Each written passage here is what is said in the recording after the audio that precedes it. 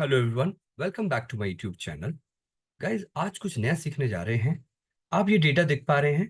इस डेटा के अंदर डेट कॉलम है, वीक नंबर है, मंथ है और ये हमारे कुछ कोड है। If you look at this data, it is difficult to make analysis on such data because you need code against the weak number. So how do we handle this scenario? How do we handle this scenario? Let's discuss this. This can be solved with two different approaches. One is with Excel formula, which is super easy. Another way we have with Power Query. Let's do it with Power Query. So you can see this data we have already converted into table. How do we convert this data into table? You can press either Control T or either you can press Control L. So these two keyboard shortcut you can use, guys. Now it's already in a table format. You know, this contextual table is reflecting on top in the ribbon once you click any cell. So if you convert this back to range, you simply select the data, you go to table design, you select this convert to range, and you see that this is no longer a table, but you can see this kind of zebra crossing format is left as it is. This might be misleading, but you have to ensure that if you click this, contextual tab will reflect, but here no contextual tab is coming. That means which is just data.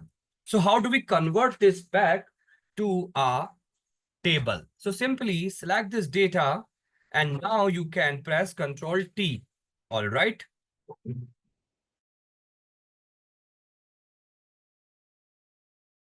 Now, guys, this is the table we have. All right. So let's see how do we add this to Power Query. Select this data, go to data and from table or range. We are loading this data back to Power Query editor. Once the data is loaded back to Power Query editor, you just remove this date column.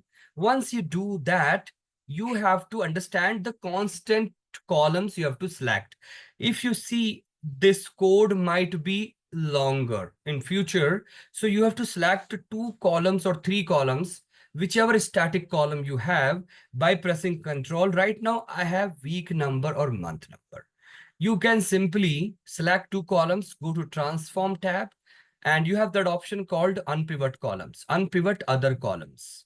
Once you do that, you can see simply fraction of second, I got this output. This is the code. And you just cross this or come back to Excel. You can keep this data. The data will come back to your Excel file. And you can see, guys, this is coming correct. Once we have this output, simply you can cut this output, go back to your table where you have the source data located, simply paste this data. Now you can compare this entire data set we converted into this format.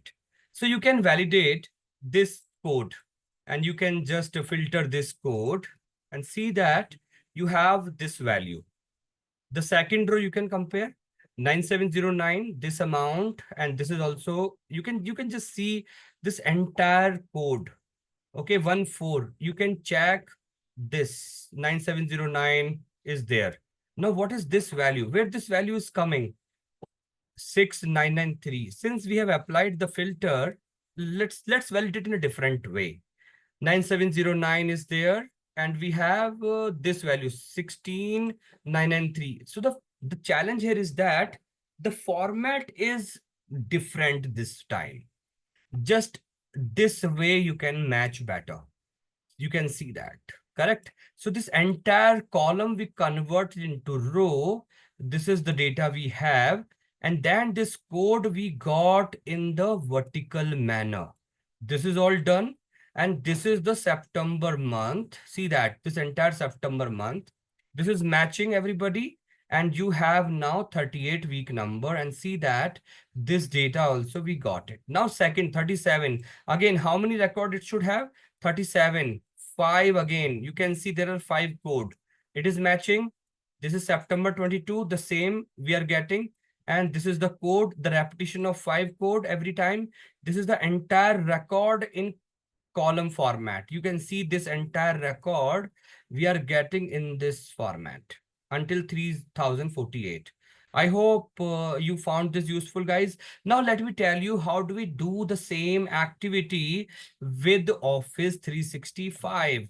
Guys, very simple. Let's find out the columns week number and guys month number, and we have the code and we have the values. Week number, guys. So you can use a formula called if column.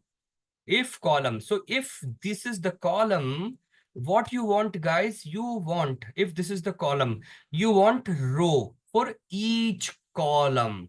Which row you want? Let's find out the week number. Guys, the best part is that we have one function called toCall. ToCall is the function which will align all the row records in a proper sequential order. This is my week number. You can see 30th week into 5. 5 times repetition is happening. Again, 12. 12 again 5 times. Simply you have to drag this formula. This time you have the month. You can see that March 5 times and so on. Now code. So how we get the code? We can use the formula if row. If this is the row, you can use this entire thing. If this is the row, then what do we need here? I need this entire column record so that I can, drag this also with the formula and see that I'm getting this record, and see I can use again the formula called to call and see that my answer is coming. And here you can simply use to call function, which is very useful for all the values. And you can see I have the record only until 58. Okay, and see that my answer is coming. You can see 38 and 5 different columns. You can see that. September again 5 times. And you can see these are the codes. Can you see that? And we have this value 9709 until 17332. Can you see that, guys? This is the code. Is it working? And again, you can see 12. 12 is this. And you can see March 23. It is perfect. And we have this code again, repetition of 5 times, 37608 until 7684. This is the combination. Another combination, guys. So you can see this combination is also there. So again, you can see 35, again 5 times, 23627 and until 1390. This is again valid, guys. You can see this combination, August 21, this entire thing. Simultaneously, 19 May 24. So 19 May 24, the same code is repeated, and we have that value 45,024 until 20,765. See that this is matching. So this is absolutely crazy formula. You can unpivot your data this way by simply using your toCall function.